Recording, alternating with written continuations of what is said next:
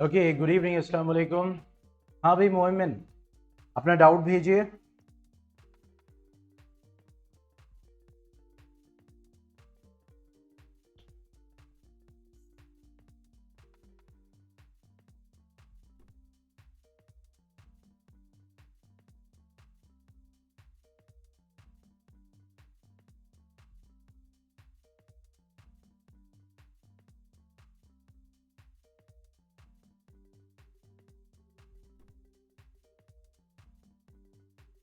हाँ, कौन सा बताओ।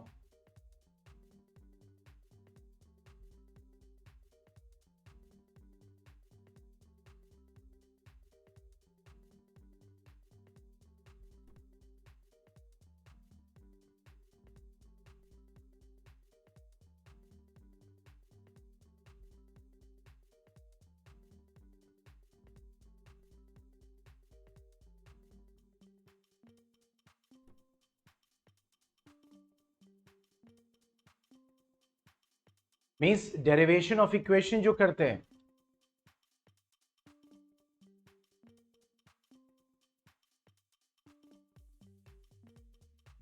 इक्वेशंस ऑफ मोशन का जो डेरिवेशन करते हैं।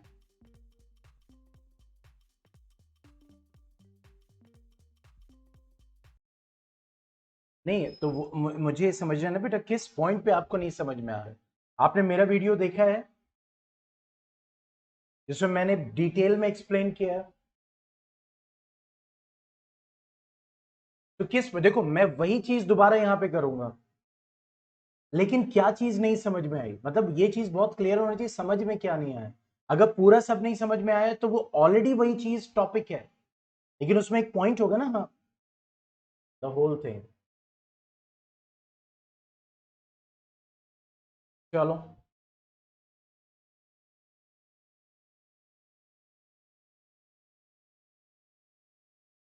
देखो इक्वेशंस ऑफ मोशंस,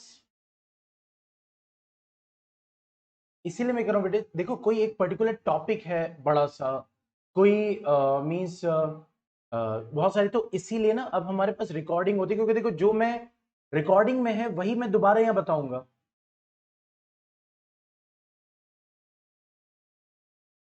सेम चीज दोबारा वही मैं बताऊंगा। It will take about half an hour. इसीलिए डाउट्स में क्या होता है कि जहां फंस रहे हैं वो चीज जो होता है मेन, कंप्लीट कंप्लीट टॉपिक होती है, तो उसके लिए रिकॉर्डिंग्स हैं वो ऑलरेडी। आप उनको बार बार देख के क्लियर कर सकते हैं कॉन्सेप्ट। ठीक है, whole topic can not be a doubt. समझ रहे हैं, वो डाउट नहीं होता। ठीक है, चलो। अब इक्वेशंस ऑफ मोशंस की हम बात करें, क्योंकि वो पूरा जो है वो एक पीरियड की तरह जाएगा। तो तीन तरह के इक्वेशन है। एक है v is equal to u plus a t. अच्छा, और कोई ऐसे क्वेश्चन है या कुछ है कि जहां फंसे थे, या ये वाला नहीं सॉल्व हुआ था, या ये टॉपिक पढ़े थे सर उसमें ये चीज एक आई थी वो समझ में नहीं आई, तो ये चीज क्लियर जहां फंसाने, ताकि आगे बढ़ सको। बाकी रिकॉर्डिंग दोबारा देखना, ये पूरा क्योंकि कंप्लीट टॉपिक है। It will lead to half an hour at least, आधा घंटा लगेगा कम से कम।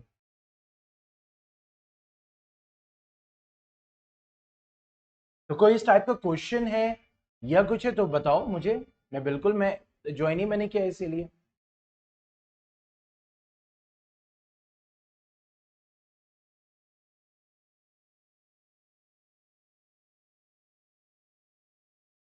चलो एक क्या मतलब एक बेसिक लेवल पे बता दे रहा हूं। दूसरी इक्वेशन होती है s equal to u t plus half a t square, और तीसरी इक्वेशन होती है v square minus u square is equal to two a s. ठीक है, अब इसको डिराइव करने के लिए सिचुएशन क्या है उसको हमें समझना है। हम ग्राफ से इसको डिराइव करते हैं, तो हम ग्राफ ड्रॉ करते हैं। ठीक है, ये सिचुएशन लेते हैं। अब इस एक्सिस पे हम टाइम लेते हैं, और इस एक्सिस पे हम क्या लेते हैं, वेलोसिटी लेते हैं। ठीक, और ये हमारा ग्राफ है ए बी, यानी इसकी अपनी एक ए पे वेलोसिटी है, यानी एक बॉडी मूव कर रही है, स्ट्रेट लाइन में, और उसकी अपनी एक वेलोसिटी है 0 टाइम पे u, और जब b पोजीशन पे पहुंचता है ग्राफ पे तो ये इसकी वेलोसिटी फाइनल होती है v। ठीक है, तो यहां पे कंडीशन लिखते हैं, suppose a body is moving with uniform acceleration A, uniform acceleration A, and its initial velocity is u, and its final velocity is v। और यहां A से B तक पहुंचने में उसने कितना टाइम लगाया, जो टाइम लगाया उस टाइम को हम ले लेते हैं t, and covers the distance in time t। ये सिचुएशन लिख देते हैं पूरी, और ये सिचुएशन तीनों के लिए कॉमन है, यानी इस पहले इक्वेशन के लिए भी, सेकेंड इक्वेशन के लिए भी, और थर्ड इक्वेशन के लिए। अब देखो, जब पहली इक्वेशन को सॉल्व करते हैं, उसको सॉल्व करने के लिए हम स्लोप लेते हैं। स्लोप का आइडिया मैंने उस वीडियो में बहुत डिटेल में दिया है कि स्लोप होता क्या है। ठीक है, मींस अगर एक राइट एंगल ट्राइंगल है तो ये होता है परपेंडिकुलर, ये होता है हाइपोटेन्यूज, ये होता है बेस, और एक ये एंगल होता है जिसको हम लेते हैं थीटा, मतलब कोई भी एंगल, मतलब एक थीटा एक ग्रीक लेटर है। ठीक है, तो हम लेते हैं थीटा। ठीक है, तो स्लोप जो होता है, स्लोप ये होता है टैन थीटा, यानी स्लोप क्या होता है, टैन थीटा। और मैंने उसमें बताया था टैन थीटा क्या है, रेशियो है। किसका रेशियो है, अब हम इसको ले लेते हैं सी, डी और ई, मतलब राइट एंगल ट्राइंगल का जो परपेंडिकुलर है और जो बेस है, इसका रेशियो होता है। टैन थीटा क्या होता है, राइट एंगल ट्राइंगल का जो परपेंडिकुलर और बेस होता है, इसका रेशियो होता है। ठीक है, अब देखो स्लोप टैन थीटा के बराबर होता है, तो यहां पे जो ये ग्राफ है इसका स्लोप, और हमने पढ़ा था कि वेलोसिटी टाइम ग्राफ का जो स्लोप होता है वो हमेशा देता है क्या, एक्सेलरेशन। यानी जब आप वेलोसिटी, एक ग्राफ है और वो वेलोसिटी टाइम ग्राफ है, इस ग्राफ का जब आप स्लोप निकालोगे, स्लोप निकालने का मतलब जब टैन थीटा निकालोगे, तो वो फाइनली आपको क्या देता है, एक्सेलरेशन देता है। तो उसको हमने यहां पे लिख दिया ए, क्योंकि स्लोप हमें एक्सेलरेशन देगा। अब टैन थीटा क्या होता है, टैन थीटा होता है राइट एंगल ट्राइंगल का, राइट एंगल ट्राइंगल का परपेंडिकुलर अपॉन बेस। तो परपेंडिकुलर यहां पे क्या है, बीसी है, और बेस यहां पे क्या है, एसी है, ये लिख दिया। ठीक है, तो पहली इक्वेशन डिराइव करने के लिए हमें ये लेना पड़ता है स्लोप। अच्छा, सिर्फ स्लोप नहीं लिखते, यहां पे लिखते हैं slope of v t graph, velocity time graph, यहां से स्टार्टिंग करते हैं। और स्लोप टैन थीटा होता है, ये याद रखिएगा। टैन थीटा क्या होता है, टैन थीटा होता है राइट एंगल ट्राइंगल का परपेंडिकुलर और बेस का रेशियो, ये रेशियो होता है टैन थीटा। अब ये कहां से आया, क्यों आया, ये सब आप 10th में पढ़ोगे, यहां पे बस आप रिलेशन ये जान लो। ठीक है, अब ये BC, अब देखो ये BC क्या है, अब अगर इसको गौर से देखो BC को, तो ये BD माइनस DC करेंगे तभी आएगा, यानी BC कब आएगा, जब BD में से DC माइनस करोगे, उसको लिख दिया। अब देखो AC किसके बराबर है, ED के बराबर है, उसकी जगह ED लिख दिया। अब देखो B से लेकर D तक, यहां से लेकर यहां तक क्या है, इसको इससे, क्योंकि जो भी यहां पे उसको आपको Y एक्सिस पे, अभी आ रहे हैं मोहम्मद। ठीक है, आपको वैल्यूज लिखनी है, ये BD तो यहां पे है, लेकिन BD किसके बराबर है, यहां से लेकर यहां तक, ये जो है और ये क्या वैल्यू दे रहा है, ये वैल्यू दे रहा है v, इसकी जगह लिखेंगे v। और dc क्या है, देखो dc, dc बराबर है ae के, और ae क्या दे रहा है, u, यहां पे लिख दिया u। और AC ED के बराबर है, क्योंकि हमें रिलेट करना है एक्सिस पे, और ये ED किसके बराबर है, टाइम t, इसको यहां पे लिख दिया। अब आप इसको रीअरेंज करोगे तो देखो ये हो जाएगा AT v माइनस यू, फिर इसको रीअरेंज करोगे देखो ये आ गई इक्वेशन।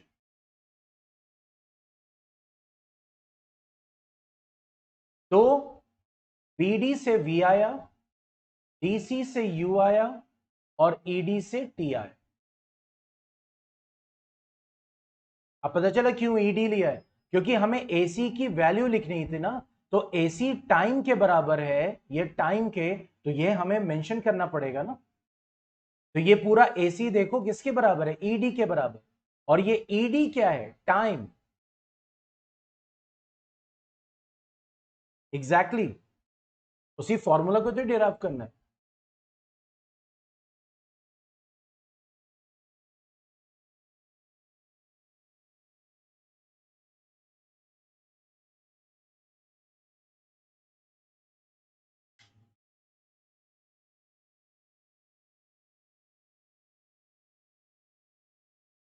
रियल वर्ल्ड ये पूरा फॉर्मूला यूज तो करते हैं, इतनी सारी इक्वेशंस करवाई हैं मैंने, इतने सारे क्वेश्चंस करवाए हैं, वहां पे अप्लाई करते हैं। एक बॉडी रेस्ट में है, उसको एक स्पीड मिलती है, 2 सेकंड में कितना उसका एक्सेलरेशन होगा, सब निकालते हैं ना।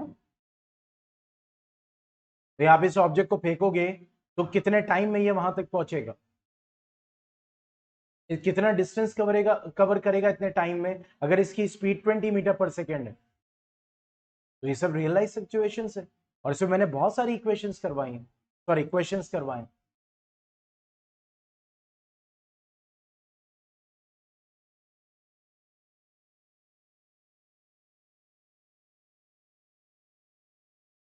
ठीक है, अब आते हैं सेकेंड इक्वेशन पे, s is equal to u t plus half a t square. हाँ, बस आप ये जानिए कि वेलोसिटी टाइम ग्राफ का जो स्लोप होता है वो एक्सेलरेशन देता है, और स्लोप क्या होता है, tan थीटा होता है। और tan थीटा क्या होता है, परपेंडिकुलर और बेस का रेशियो होता है, बस।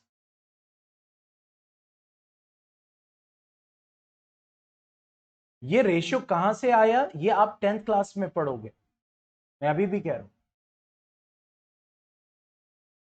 लेकिन अभी ये रिलेशन बस आपको याद रखना है इसको डिराइव करने के लिए। दूसरा, अब सेकेंड इक्वेशन के लिए हमें क्या करना है, एरिया, क्योंकि हम ये जानते हैं वेलोसिटी टाइम ग्राफ जो होता है, उस ग्राफ के अंडर में जो एरिया आता है, आप उस एरिया को निकालोगे, means area of v t graph, वो हमेशा क्या देता है, डिस्टेंस। क्या देता है, डिस्टेंस। यानी वेलोसिटी टाइम ग्राफ जो होगा, ये ए बी ग्राफ है, ये ए बी, ये ग्राफ है। तो इसके अंडर में जब आप एरिया निकालोगे, जो यहां पे इस ग्राफ के अंडर में देखो ये पूरी एक फिगर तैयार हो गई, इसका जब आप एरिया निकालोगे तो ये एरिया जो वैल्यू देगा वो क्या होगा, डिस्टेंस होगा। तो इसलिए कहा जाता है कि वेलोसिटी टाइम ग्राफ का जो एरिया होता है वो क्या होता है, डिस्टेंस देता है। तो सेकेंड इक्वेशन देखो, s is equal to u t plus half a t square, उसमें डिस्टेंस आ रहा है, तो उसकी शुरुआत यहीं से करते हैं। ठीक है, अब सेकेंड इक्वेशन को डिराइव करने के लिए आपको इसका एरिया दो पार्ट में निकालना होता है। स्लोप के नीचे क्यों लिखोगे,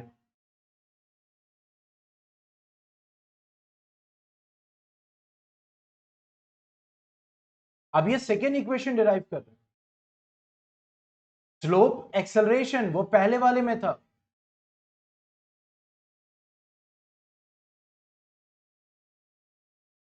मैंने क्या बताया यहां पे, आप सेकेंड कर रहे हैं कि area of v t graph will be equal to distance.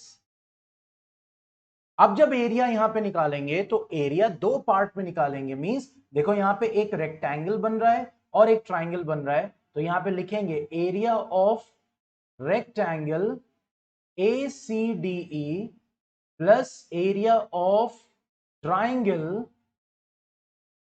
ABC is equal to S, क्योंकि डिस्टेंस किसके बराबर हो जाएगा, S के बराबर। अब देखो एरिया ऑफ रेक्टेंगल क्या होता है, लेंथ इनटू ब्रेथ, तो लेंथ आप ED ले लिया हमने, ब्रेथ ले लिया AE, ये हो गया। और एरिया ऑफ ट्राइंगल क्या होता है, हाफ, बेस कितना है इसका देखो AC, हाइट कितना है दैट इज BC, वो लिख दिया इज इक्वल टू S। अब देखो ED, ED किसके बराबर है, टाइम के बराबर है, यहां टाइम लिख दिया। AE किसके बराबर है, U के बराबर है, यहां U लिख दिया, प्लस हाफ। देखो AC किसके बराबर है, तो AC AD के बराबर है, और AD क्या है, टाइम। देखो जो वैल्यू बस पुट करते जा रहे हैं। तो सेकेंड इक्वेशन के लिए आपको याद रखना है कि आपको एरिया रेक्टेंगल और ट्राइंगल का अलग अलग लिखना है, ठीक है। और BC की वैल्यू क्या हो जाएगी, ये परपेंडिकुलर है, ठीक है। तो BC क्या था, देखो अभी हमने कैलकुलेट किया था ना BC पहले वाले में, देखो BC क्या आया था, BC आया था V माइनस यू, देख रहा है। तो यहां पे BC की जगह क्या लिख देंगे, बहुत गौर से देखना, यहां पे लिख दिया हमने V minus u is equal to S। अब जरा गौर से बताओ, देख के बताओ मुझे कि ये जो सेकेंड इक्वेशन हम लोगों ने लिखी थी, सेकेंड इक्वेशन, क्या इसमें V कहीं आ रहा है,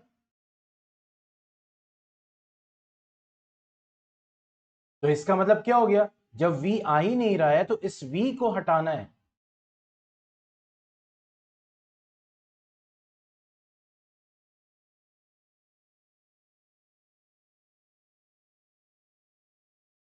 ठीक है, इस V को हटाना है। अब कैसे, देखो ये हो जाएगा हमारा UT और ये हो जाएगा हाफ T।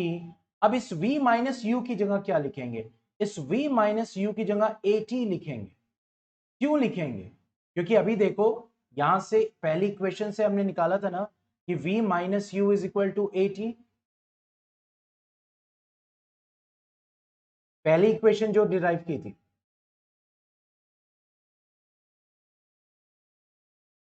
ठीक है। तो इसलिए V माइनस यू की जगह क्या लिख दिया, AT। अब देखो, अब S को इधर ले आए, इज इक्वल टू ये हो जाएगा UT plus half AT square, derive हो गया।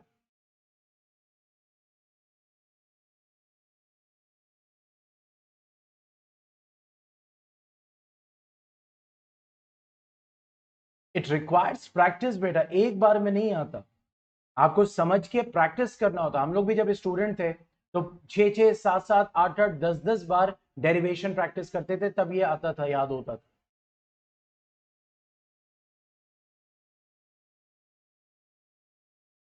हम्म। अब आते हैं थर्ड पे। थर्ड इक्वेशन को डिराइव करने के लिए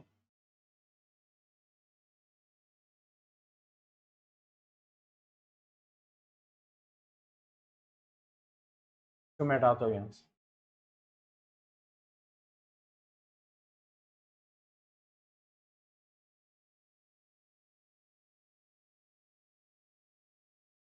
ठीक है। अब देखो थर्ड इक्वेशन क्या है, पहले मैं लिख देता हूं, v square minus u square is equal to 2AX। इसको भी हम शुरुआत जो करते हैं वो एरिया से ही करते हैं, क्योंकि इसमें भी S आ रहा है, लेकिन यहां पे पूरा एरिया ऑफ ट्रेपेजियम ले लेते हैं, मतलब रेक्टेंगल और ट्राइंगल को अलग अलग नहीं लेते, यहां पे इसको पूरा एरिया ऑफ ट्रेपेजियम ले लेते हैं। तो यहां पे क्या हो जाएगा, एरिया ऑफ थर्ड इक्वेशन के लिए VT ग्राफ वहीं से शुरुआत करते हैं, वैसे ही इज इक्वल टू S। लेकिन अब यहां पे हम क्या लेंगे, area of trapezium AEDB is equal to S। ठीक है, AEDB is equal to S।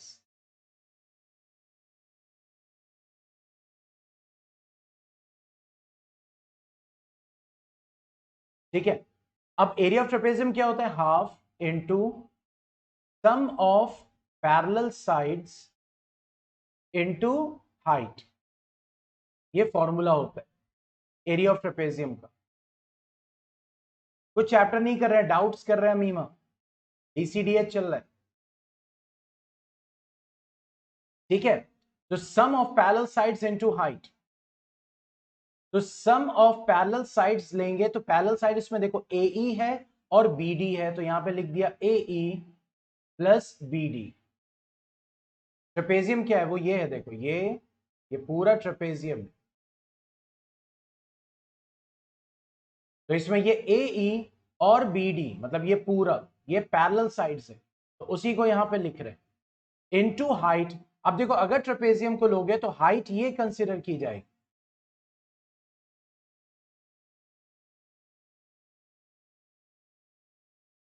Formula 2 में हमने area of rectangle, area of triangle अलग, हाँ एरिया जरूर फाइंड कर रहे हैं लेकिन ट्रेपेजियम से कर रहे हैं। वही तो मैंने कहा शुरुआत एरिया से ही करेंगे, लेकिन यहां पे ट्रेपेजियम को निकालेंगे थर्ड में। अब हाइट के लिए हम लेंगे यहां पे ईडी ले लिया इज इक्वल टू S। अब देखो क्या हो जाएगा, हाफ। अब AE क्या हो जाएगा? देखो AE है U, BD B से लेकर D तक ये पूरा है V। देखो क्यों, फिर से समझ लो इसको, क्योंकि B से लेकर D तक जो लाइन है इसको आप इस एक्सिस पे जब रखोगे तो यहां 0 से लेकर V तक जा रहा है, इसलिए ये पूरा BD क्या है? V है। ठीक है, into ED that is T। अब जरा गौर से देखो, इस थर्ड इक्वेशन में T आ ही नहीं रहा है, इसका मतलब इस T को हटाना है और ये T भी हमारा यहीं से हटेगा। देखो अब इस T की जगह हम क्या लिख देंगे? ये हो जाएगा V प्लस U और ये हो जाएगा V minus U upon A।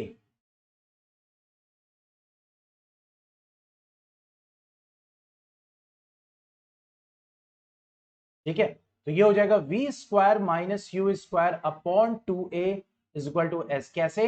V plus U V minus U, वही वाली identity, A plus B A minus B। A square क्या होता है? A square minus B square होता है, वही यहां पे लगाया। अब इसको रीअरेंज करोगे तो देखो आ जाएगा,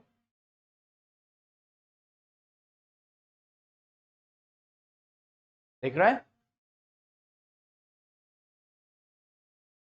तो थर्ड इक्वेशन के लिए हमें क्या करना पड़ेगा? हमें एरिया ही कैलकुलेट करना है, बट ट्रेपेजियम का एरिया कैलकुलेट करना है।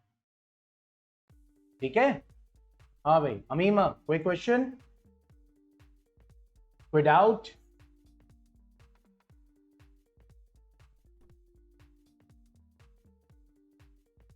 या हाँ, रिकॉर्डेड है, पब्लिक होता है, आप अपने दोस्तों से शेयर भी कर सकते हो कि देखो हमारे कोचिंग में डाउट्स भी क्लियर किए जाते हैं। जो पब्लिक लेक्चर्स है आप लोग अपने फ्रेंड से शेयर भी कर सकते हो। इवन जो टेलीग्राम ग्रुप है उसमें आप उनको ऐड भी कर सकते हो, खुद ऐड कर सकते हो। सबको उठा के ऐड कर दो, जिसको निकलना होगा वो निकल जाएगा। जिसको फायदेमंद लगेगा उस टेलीग्राम ग्रुप का तो वो एडेड रहेगा, जिसको फायदेमंद नहीं लगेगा वो निकल जाएगा। उठा के सबको ऐड कर दो। और क्या, यही तो किया जाता है। Yes Amima, any question, any doubt? मोइमन आपके पास कोई क्वेश्चन और कोई डाउट? कोई नहीं? अच्छा, और किसी ने ज्वाइन भी नहीं किया, फिर क्या किया जाए बताओ? फिर साइन ऑफ करें? कल टेस्ट है शाम में 7 इंडिया के 7 से 7:30, आप लोग को पता ही है। हाँ नहीं तो और करेंगे क्या? सिर्फ बातें करनी।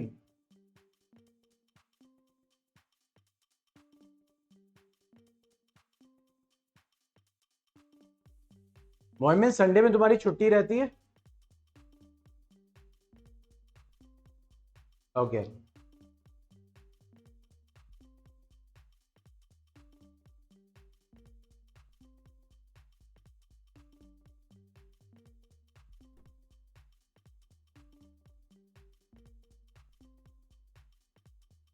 फ्राइडे सैटरडे संडे, बड़ा अच्छा है। अच्छा, टीचर्स की भी छुट्टी रहती है? टीचर्स का क्या रहता है? अच्छा, नहीं पता, ओके।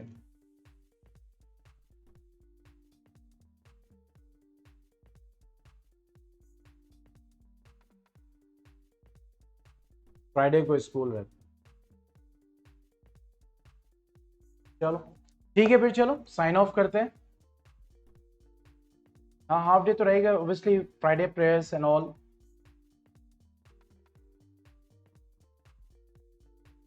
ठीक है, तो अगर कोई क्वेश्चन नहीं है तो साइन ऑफ करते हैं। Okay, okay then, good bye, अस्सलाम वालेकुम।